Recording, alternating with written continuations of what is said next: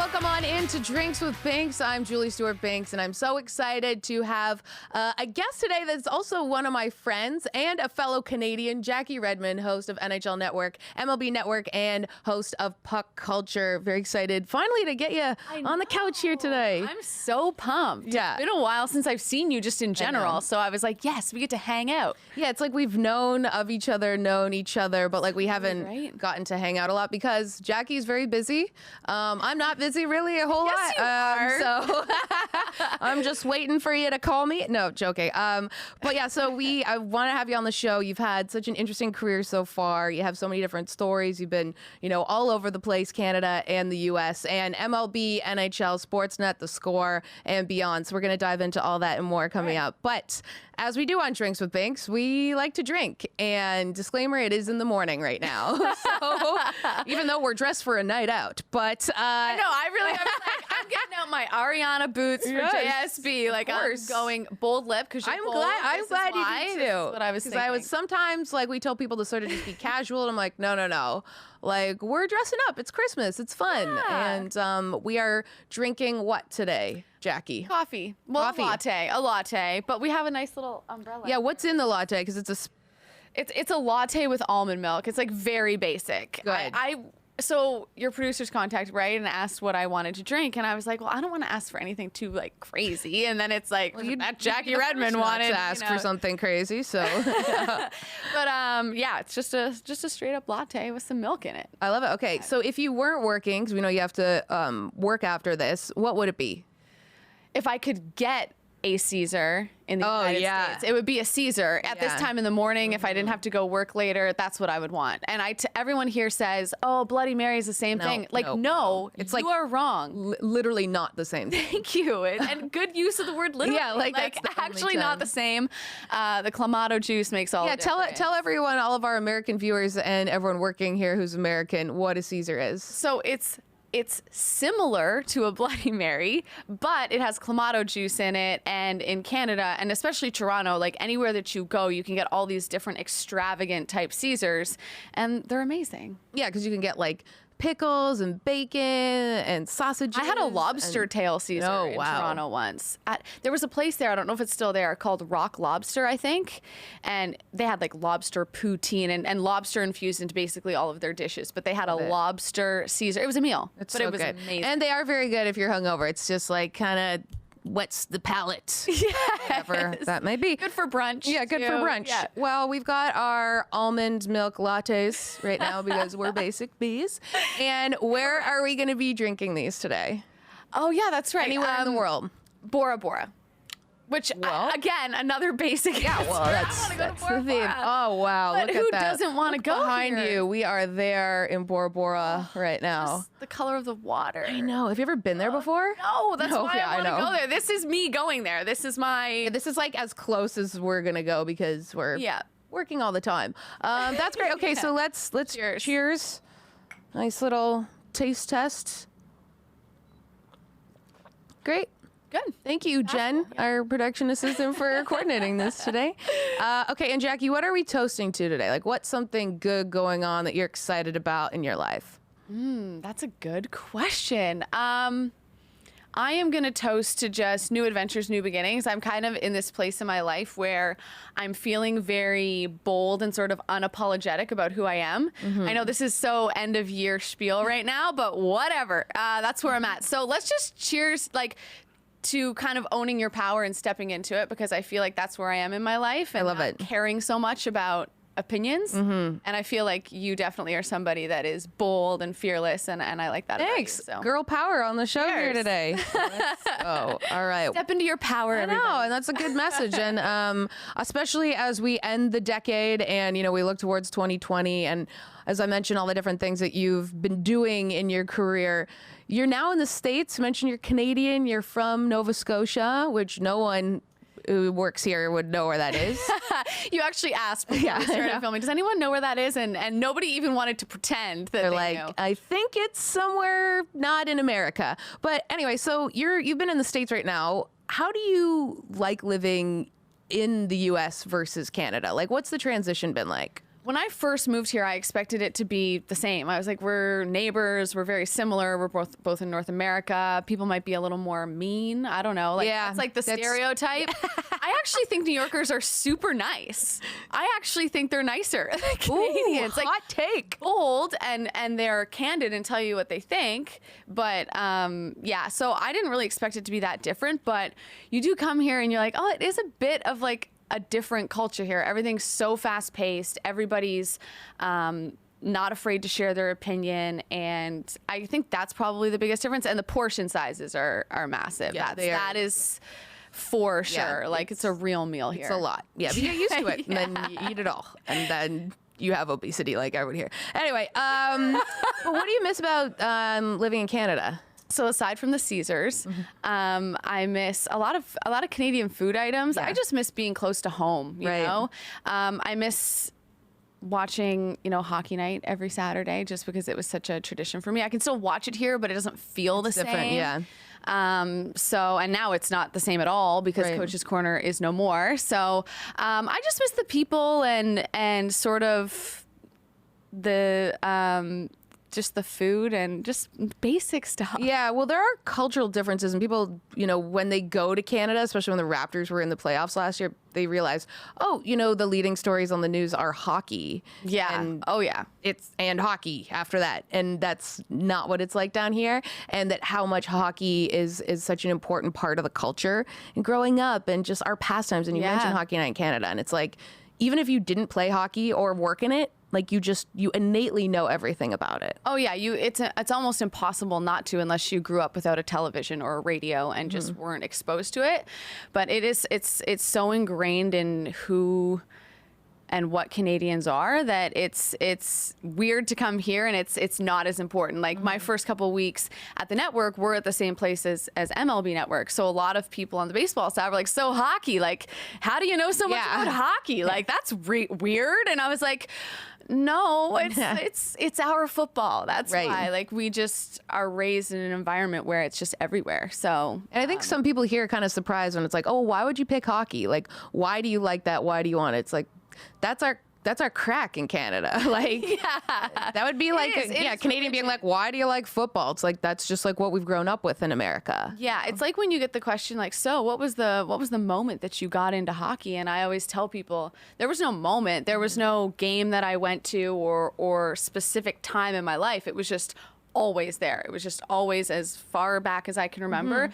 It was a part of my family. It was a part of my upbringing. It was just an environment. So there was no, I'm deciding today that I'm going to get into hockey. That just happened. It was just I am just the product of my environment and being around my dad all the time, really. Yeah, it's just the culture that you grow up with, and that's why we're going to be talking a whole lot more about hockey. So stay tuned, and Jackie's journey on Drinks with Binks.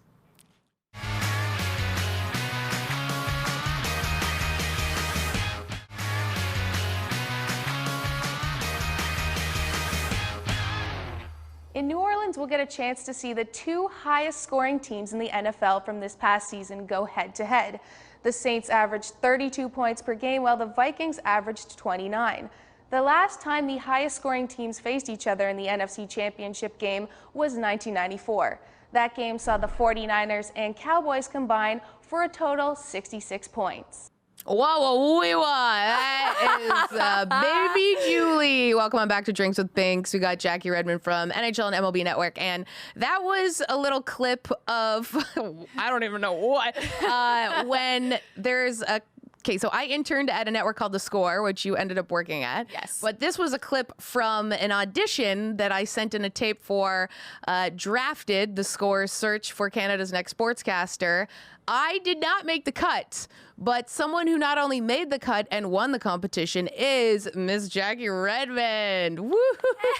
Hey. And I remember that was like my first seeing of you in the entire world. And I was like, wow, this girl is not only really good at her job, but she was beautiful and super cool. And what was that experience like? It was crazy. I think about it now, and it was so long ago. I mean, that we filmed that show in 2011, I think, season 3. And it feels like a different life. Like I remember being in the moment for that show and finding out I made it and being there, and just it's constant nerves. Like you're just so nervous the entire time. I mean, you film it over 3 weeks, or we did, and the entire time I was like, how is this happening right now? But I'm super competitive, so I just was like, okay, I'm going to treat this like athletes treat a sport, and I'm just competing with these people, and it obviously worked out. But it was a long journey getting there. Like before that show, I had done like community television, Rogers television in Canada, and a few radio things. And I randomly auditioned for a hockey show prior to Gillette Drafted. And I auditioned for like 5 months. I was going back and forth, auditioning. And it ended up being with The Score. I didn't know who it was with at first. It was through like a casting agency. And I didn't get it. And I was like, my life is over, because I was young and stupid. I was like, this is my only chance. And then a couple months later, they called back and were like, send us an audition tape for Drafted. Maybe they'll want to see more of you. And it just sort of went from there. But it was a crazy experience. And even though it wasn't a reality show where people vote each other off like Survivor or Big Brother, there were contestants competing with me that treated it that way. Like, I'm gonna like find a way to get you in bad favor with the judges. It's funny now. At the time I was like, why are you guys so mean? Yeah, that's not very Canadian. Also, remind me what the judges were. So the judges were Renee Paquette, better known now as Renee Young. She was on Call It a Night. Yeah, she's the best. Yeah, like the queen of cool, honestly. So it was her, Cam Stewart, the Raging Redhead, Canadian gamblers know him well. Yeah. Greg Sansoni. Yeah. And then Sid Sixero was the host of the show. Okay. And Greg Sansoni was at least the president of The Score. He was I think he was the vice president of The Score, maybe, and now he's with Bigwig. Sportsnet. Yes, Bigwig which you also work for. So, I gotta ask, what was the hardest part of that show? Like, what part do you look back on now and you're like, geez, I hope that never comes resurfaces. Yeah.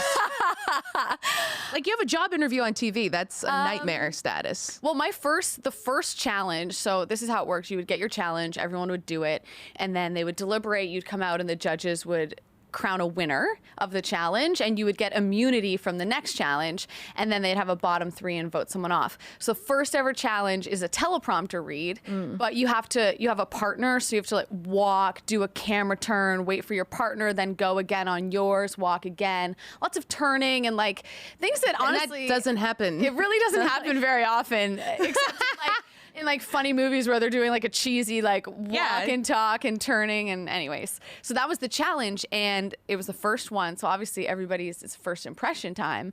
And I walk out, I'm feeling confident, I'm like killing it.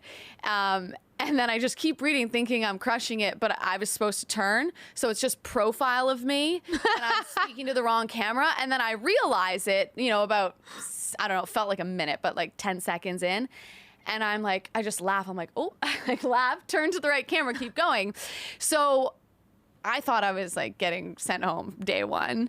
I end up winning the challenge for how I handled it or whatever, that I just laughed it off. Laugh and be self-aware. So I end up winning the challenge, and all the other contestants were so pissed about it. They were so angry that I messed up and still won. That's kind of where the target was on my back after that. But it's memorable, right? Because I think for some, and you too, and it's one of the things I admire about you is that like you put your personality out there, you're not afraid, like you make jokes, you say what you think, and it's not easy because of the way people can react. But I think it was a lesson that I, looking back, learned without realizing it, that like it's okay for things to go wrong. In fact, sometimes it's better. Sometimes it makes for a better show or a better interview, right? Or something just more, it humanizes you. Yeah, it's more relatable, and everyone's been in situations like that, even some of the best broadcasters in the entire world. So if they can see that you can roll with the punches, because as you know, like even when you're at the top of the top, something could possibly go wrong. Things always go wrong. Yeah, so I thought that was really fantastic. I mean, I would have been scared shitless doing like, what if you got a topic and it's like debate this, and you're just like, I actually don't know a lot about this. Well, like I need to research it and figure it out. So the final challenge, there was 2 of us left, and they sent us each to a different city to cover a game or a team. And my competitor got sent to Boston to cover baseball, which would have been a great one for me because I played baseball growing up. I know baseball, I'm a baseball fan. I got sent to Chicago to cover a MLS game, a soccer game. And I am like very publicly, I don't know anything about soccer. You'll never see me covering it unless like desperate times. I don't know anything about it. I'm very open about it. Brendan Dunlop, who I used to co-host with at Sports, used to give me such a hard time. Like, why do you tell people that you don't know anything about soccer? I'm like, truth. People like the truth. Well, you're like, no one cares about MLS, so whatever. Yes. MLS sideline reporter right here. Yeah. We'll continue, But yeah, so I had to go cover the Chicago Fire in a friendly with Manchester United way back in the day. So an assignment that soccer fans would just be thrilled about. But I was like, I'm sorry. Tell me a little more about Wayne Rooney. I know the name, but really, other than knowing he's a soccer player, I don't really know a whole lot. Right.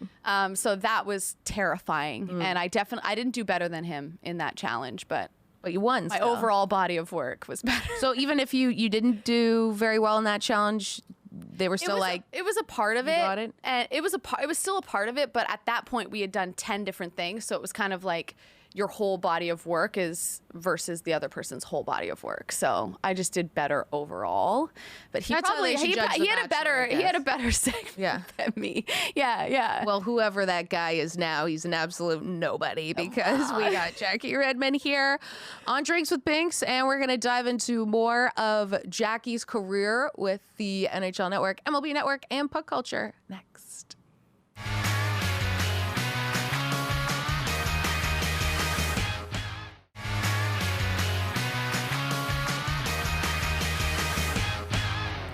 Hey guys, welcome on back to Drinks with Binks. We've got Jackie Redmond from the NHL Network, MLB Network, and we were just discussing some of Jackie's early days with The Score, where she won the show Drafted, Search for Canada's Next Sportscaster, and then Jackie worked at Sportsnet for many years after that. You did baseball, hockey, wrestling as well. Which, if you had to rank those three sports, how would you do it? Well, you know what? So in my time at Sportsnet, I covered all sports because I did the highlight desk on the weekend. So you're covering sports, but you're not really covering them, you know? Like you're just very service level. But wrestling, I was in. Like I was hosting a show every single week after Renee Young left. So big shoes to fill. But a show that you can just sort of do anything. You can be fun. You can make jokes. You can criticize the characters because they're not real people and they're not going to call up the network. Like, can you stop criticizing CM Punk, please? I'm like, well, he lost. Like, what do you want me to do? So that show was super fun. So I think of all the things I miss the most, even though I loved everything I did there, I miss Aftermath, the wrestling show, and I miss Misplays of the Month, which is just a countdown show of sports bloopers where you get to poke fun at other people to feel better about yourself, and it was really fun. Yeah, and Misplays was on all over the place. I feel like every time I'd go into a Boston Pizza, which is a Canadian chain for whatever reason, I'd see your face like all over the place. It got tons of play everywhere. It was horrifying the first time I walked into a Boston Pizza. It was on the big TV. I was like, nobody's face needs to be that big. That's so cool, though. It was really cool, and it was a show that, you know, didn't exist before I started hosting it. And when they came to me with it and were like, do you want to do this? I was so game, and they totally let me help build it and give ideas and be myself. And that's sort of the show where I found my voice, and kind of who I am as a broadcaster. And it was really, really fun. I wrote everything despite all, like, I used to get so many tweets from people being like, Jackie, you're great on Misplays of the Month, but like whoever's writing your jokes, they should be fired. And I'm like, well, it's me. So if you don't like cheesy, I'm not the girl for you. So great, it was a great show. And I think people like it because, first of all, everybody loves lists. Like lists are such a thing.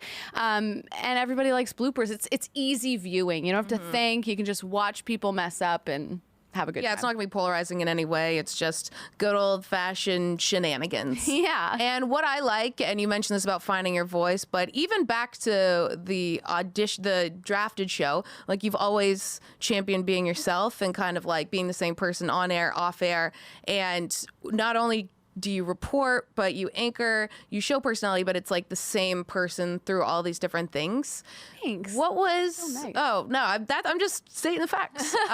What, or sort of like who was your influence in maybe just being yourself? Because I will say, as a note, in Canada, I found personality wasn't really championed as much with females as it is in the States. And maybe that's also just because of opportunity and whatnot. But what do you think? First, I thank you. That's really nice what you said. And I do agree that there is a bit of that. I just think that there's certain molds sometimes that, you know, traditionally broadcasting companies are used to people fitting into. And that's just because that's how it was for so long. But I think, you know, I'll never forget this. I wanted to work in hockey so bad. And I didn't want to just do highlights. I really wanted to cover hockey. Right. And it's very hard to do, as you know, in Canada, because it is, you know, the golden jewel. Yeah. It's the sport that everybody wants to cover.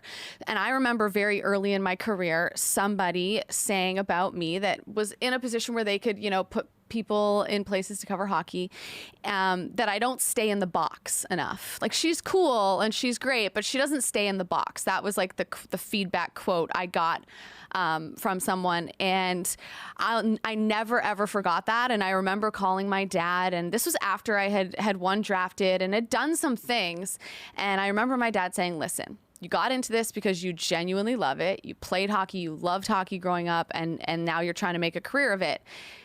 If you're going to fail, at least fail being yourself. Right. Because if you start trying to be someone that you're not and fitting into some role that someone else expects of you, you might succeed, but you won't be happy. Or you might fail, and then you'll always wonder, well, what if I just was me? Then maybe that would have been good enough. So I've always remembered that conversation and just kind of been like, yes, Dad, you're the best. Yeah. But it's true. And I am also, I can't really answer this question without noting a couple of people that I worked with very early in my career who were fearlessly themselves. The Raging Redhead, Cam Stewart, was my first ever real co-host in a live situation. And he is himself to a T all the time. He's crazy. He's funny. He says what he thinks, makes crazy jokes, and it's just a goof. And that was my first experience working with a host. And then Renee Young, you know, was an early mentor of mine when I was at the Score. Her desk was right beside mine. And she is, again, somebody that, you know, is unapologetically herself. And so I had really good examples around me at that time at the Score. So I got to give kudos to the Score for sort of pushing people to be themselves, because they really did do that. They did. Yeah, that is definitely an avenue and a place that you could sort of try things out. And they were always sort of like the other brother in a way. Yeah, was they sort were of a little like bit the different stepchild of the sports networks in Canada. But they embraced it, and that's why they were successful early on. Now, tracking back to that conversation you said about staying in the box, I know sometimes I think you're very open with feedback you've had from whether it's, you know, executives or people online. And it seems as though, at least watching, like, you've had some adversity from different executives, maybe telling you should be a certain way or act a certain way. How has that influenced maybe where you are right now?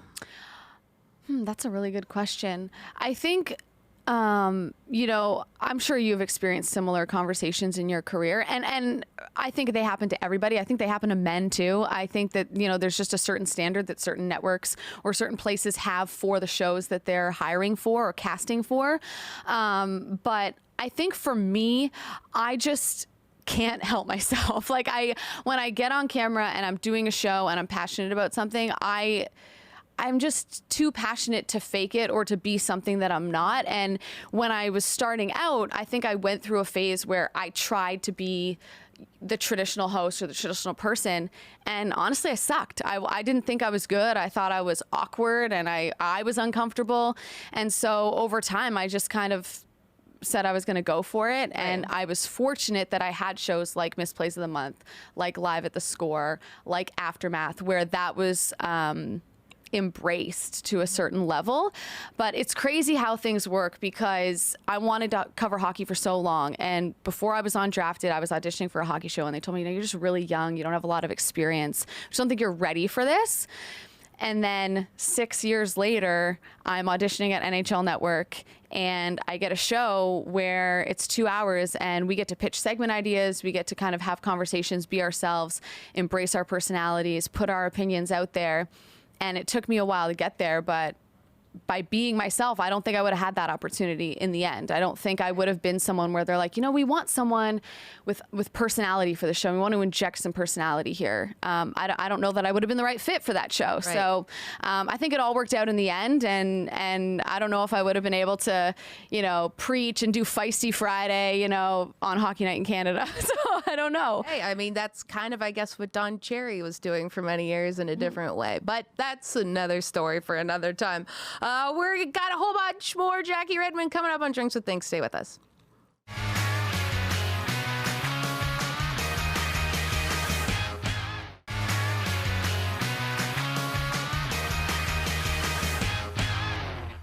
All right, guys, welcome on back to Drinks with Binks. We got Jackie Redmond from the NHL Network, MLB Network, host of Puck Culture, new podcast with the NHL Network, and we talk about the NHL. And I got to ask you, because we've got an expert here on the couch. It's tons of stories have been in the news recently, a lot of them to do with the conduct issues in the sport, with coaches and their abusive nature, for lack of a better word, with a number of different players. And Akeem Aliu brought it up a couple weeks ago. Board of Governors met on Monday to develop a plan to sort of nip this in the bud. How do you think teams are going to respond to what's going on now?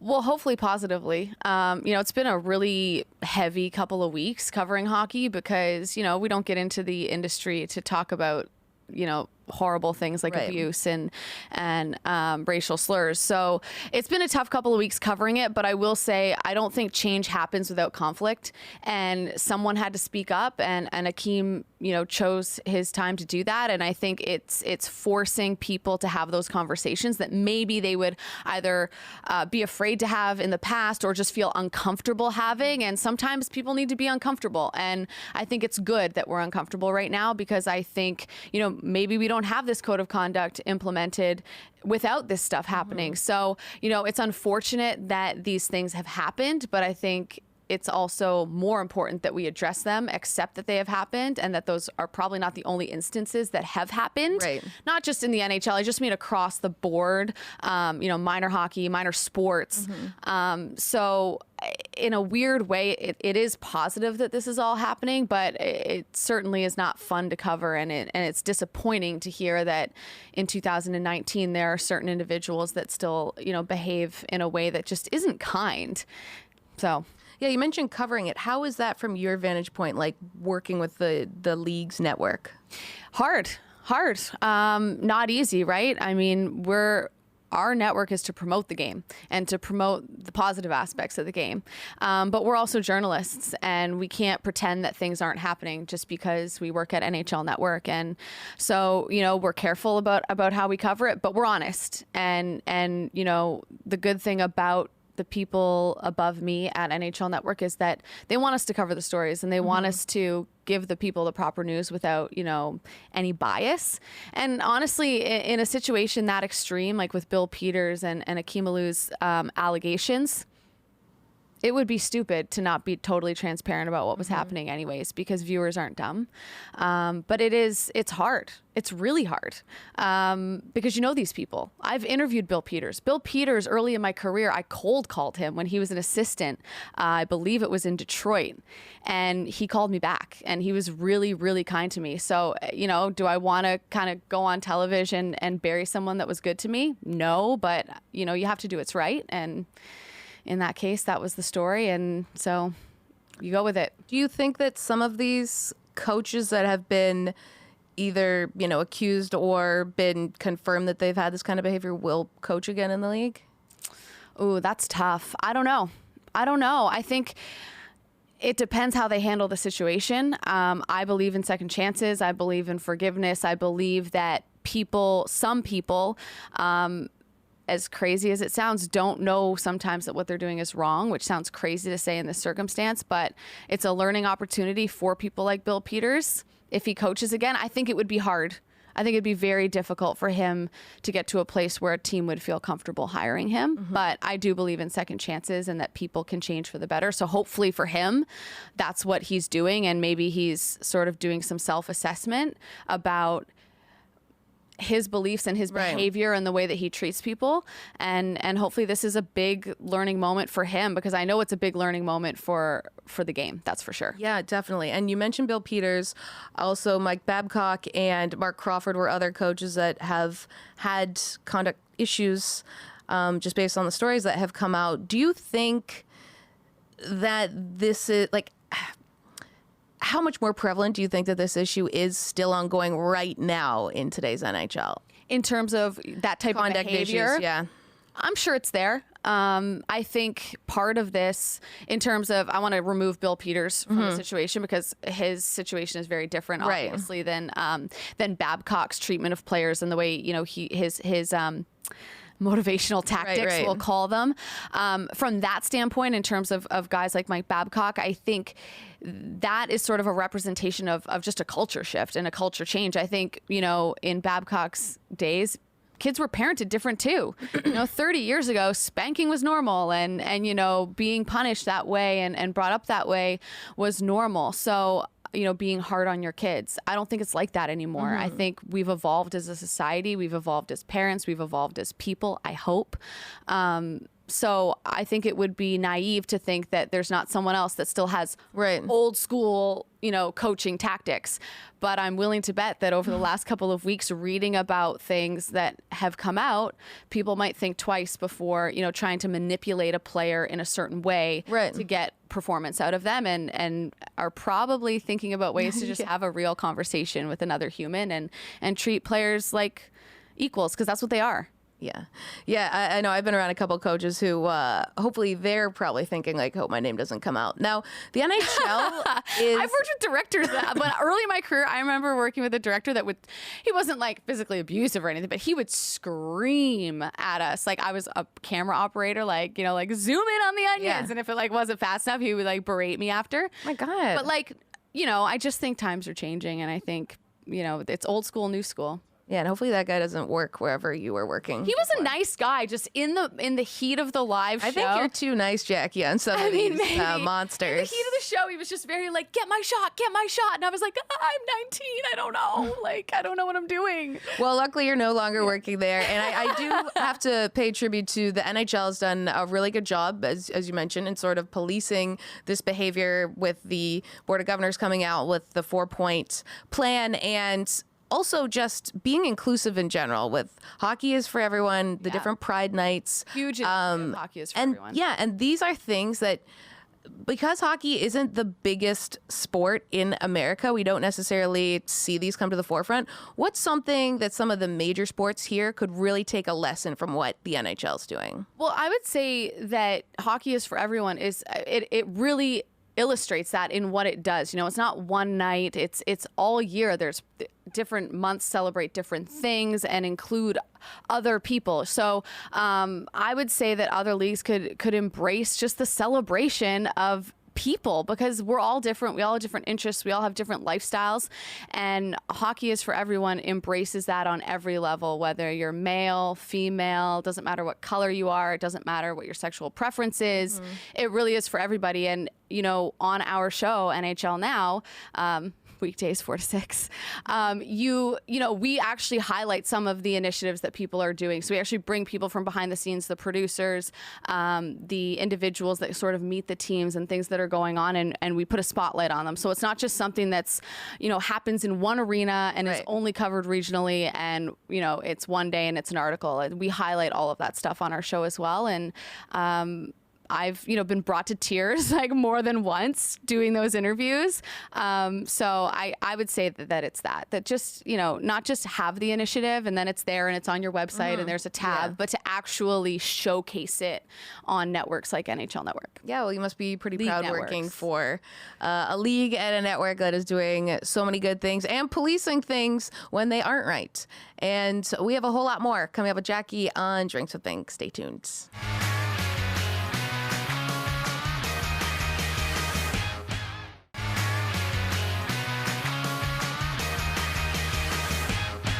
Welcome on back, Drinks with Binks, featuring Jackie Redmond from NHL Network, MLB Network, and fellow Canadian. Jackie, first, just right off the bat, I ask you, did you ever imagine working in the States? Was this part of like a long-term plan? I definitely thought about it because I think, sorry, let me finish my chip from the commercial break. I think in Canada there's this mindset, whether it's right or wrong, that if you make it to the US, you've made it. You know, that very much exists.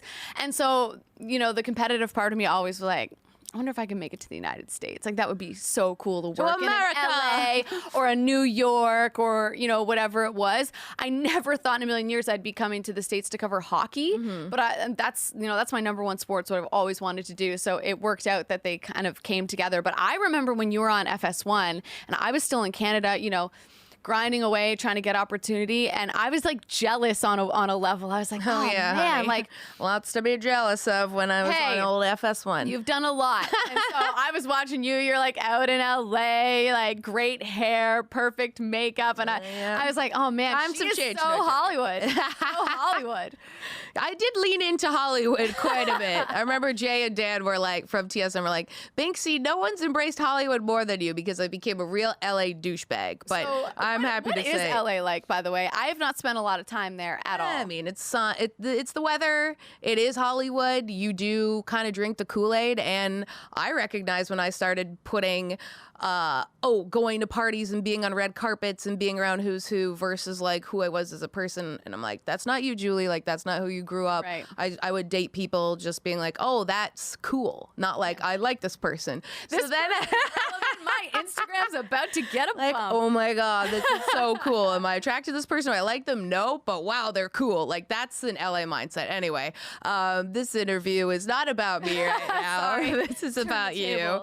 But I do find it fascinating, the culture idea of like America, if you make it here, like you can make it anywhere. You can make it anywhere. Yeah. And I've always found your social media, you're very inspirational. Like when I look at your Instagram, your Twitter, you're always like putting up stuff where you're like, I'm not happy with like, I'm not happy, guys. Guys, I'm actually dealing with a lot of stuff. No, but you're like, I'm not happy with just sort of like staying where I am right now. While you have already achieved so much success, you're always looking for something more. Like where do you want to go? You know what? I think for me, I've always had this sort of mindset of I want to cover sports. When I got into a sports network, I was like, okay, I want to cover hockey. Then because of misplays and sort of my journey, I was like, okay, I actually want to have fun while I do it. I don't just want to sort of recap the game or do the highlights.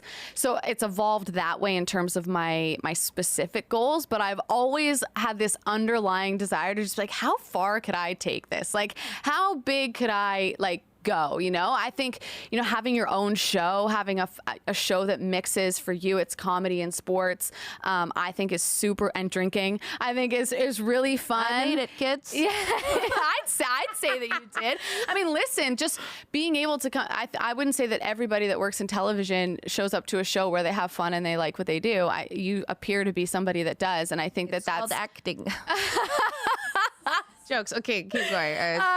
Anyways, so for me, it's always been like, how far can I take this?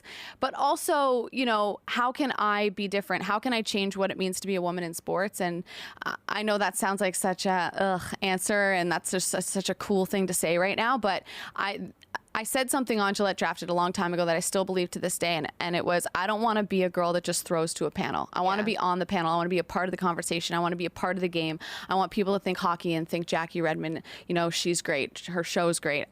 She makes hockey fun. I think sometimes we take sports a little too seriously, and that's not why I love sports. I love sports because it's fun and because I make bets with my friends and play fantasy and play actual hockey. So for me, it's sort of figuring out what I'm capable of. And I know that doesn't directly answer your question, but I think for me, it's just, growing as much as I can as a broadcaster and a person, and seeing how far I can take it and seeing what I'm capable of. And I think the sky's the limit there. Like, I want to...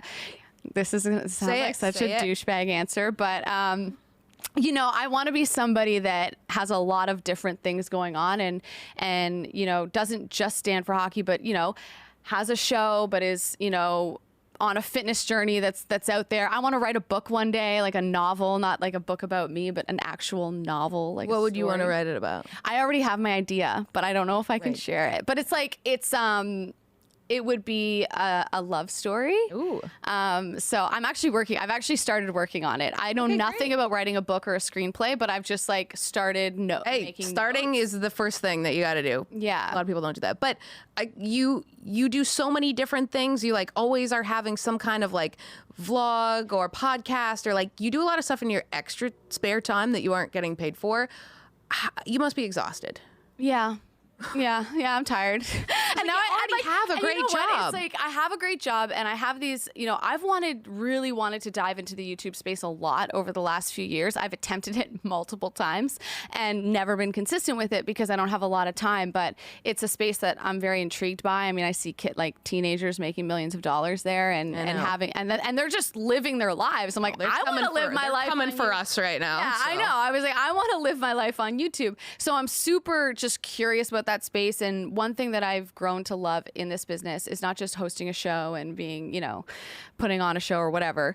I love editing and I love putting stuff together, and I kind of get a thrill out of it. Like, awesome. even if we it's could use you here. So hey, how much you pay? So I actually really enjoy that. You're perfect, just like everything else I do. Yeah. No. So I really like editing, and I like coming up with fun ideas. And there's an element of and I just edit with iMovie, but I actually really enjoy it and get a kick out of taking, this 15-minute tangent that I went on and cutting it down into 3 minutes. Oh, you like that? Okay. Yeah, I enjoy it.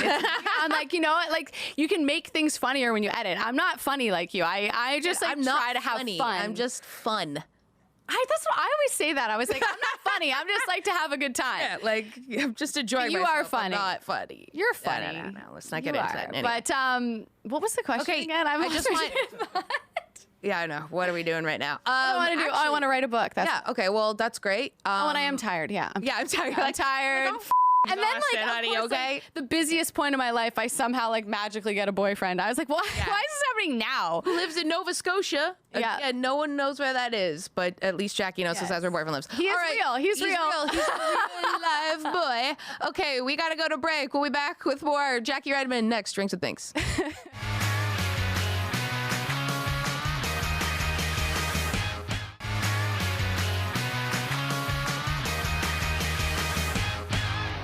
Welcome on back to Drinks with Binks. We got Jackie Redmond from the NHL Network, MLB Network, Puck Culture, NHL Now, millions of projects going on all the time. Trying. And we are sipping on some almond milk lattes.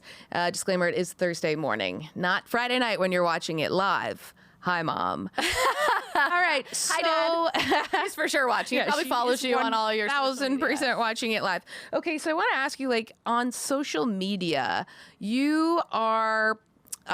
you're very open with going after people that are very rude to you. Do you know what I mean? Sometimes, yeah. You do a good job of kind of firing back. I'm saying this in a good way. You stand up for yourself. You swat away the trolls.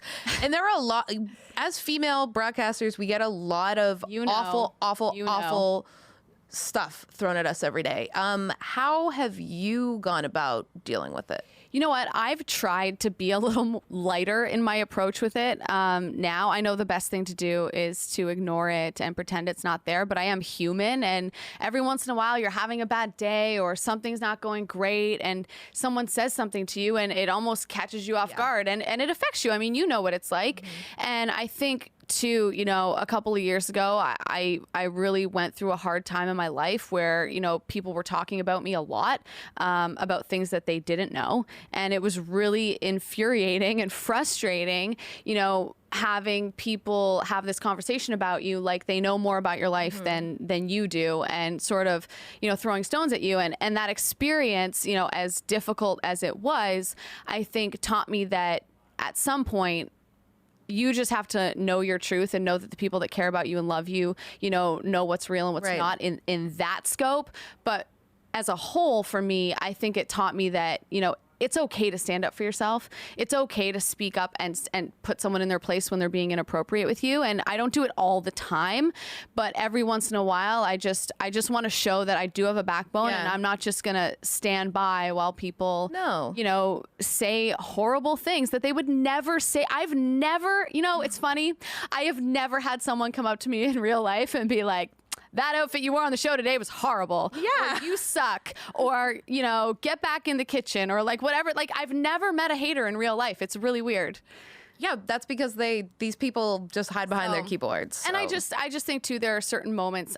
There was one a little over a year ago, and I don't remember exactly what the comment was, but it was very it was coming from a place of like women are not basically shouldn't be speaking. Essentially. And I thought, you know what, if I don't stand up for myself here and sort of put this out there, like what example am I setting for all of these girls that follow me? I mean, I get DMs all the time from high school students and college students asking me for advice and asking me how to deal with, you know, people telling you that you're never going to do it. And I think sometimes taking that person and responding to them and showing that, you know, I do have a voice and I'm going to use it right now to come back at you, I think shows other girls that they shouldn't be afraid of that, and that, you know, it happens to everyone. Like it doesn't just happen to people that are starting out or in the middle. Everyone gets criticism online. Doesn't matter where you're at. Yeah, and men get it too, but women get it in a very different way where it becomes extremely personal, and it goes after things that are like it gets you at your core. Yeah. Like I got stuff like about just, I remember I thought I had a gap tooth because everyone messaged me. I have a gap in my teeth. And you know what? I am damn proud of the gap in my teeth. Michael Strahan. That is who I am. Yes, Michael Strahan. It's like people go after this. I thought I was going to have facial reconstructive surgery because I had such a low opinion of myself reading some of this You know what? It's true. And like, I don't want to get super heavy. Like I feel like we've had a lot of really important discussions, I think, tonight or today. I'm just trying to, you know, when people are watching this, it's tonight. But I think it's important to say that because from the outside, people think it doesn't affect you. They think that whatever, you're on TV, you've got a good job, like you're living your dream. Who cares what people say? But you see that stuff and it does affect you. And I would be lying if I sat here and said I haven't had moments where I'm like, you know what, like, maybe I'm just shouldn't be doing this. Like I'm sad. I feel like I look like a foot apparently. And like, I just don't want to like hear this stuff anymore. No, but it's like, I'm joking and laughing now. It's so ridiculous when you say it out loud. It's like, you know, and you know, we heard this from Britney Spears years ago, but like you're too fat or you're too skinny or you're too blonde or you're too brunette or you're too funny or you're not funny enough or you're too opinionated or you don't know anything. It's like, it's very difficult to win. And so I just don't try to win anymore. I am what I am. And if you don't like selfies, then whatever. I do selfie videos and I take pictures when I look good. Sue me. Like, sorry. And girl, you look good and you are crushing it. I don't look like a foot. Thank you. Unapologetic. We got Jackie Redmond and she is inspiring. We got more coming up after this on Drinks with Binks.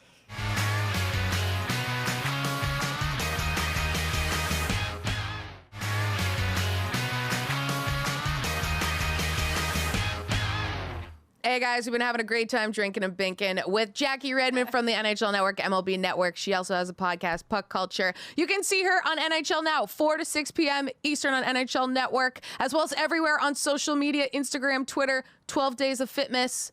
Even though she's eating chips right now, she can do it because she's been working out. Work out to eat. Unlike me, I work out. I eat to work out. All right, stay tuned, guys. We got more Drinks with Binks next week. Love you. You're the best.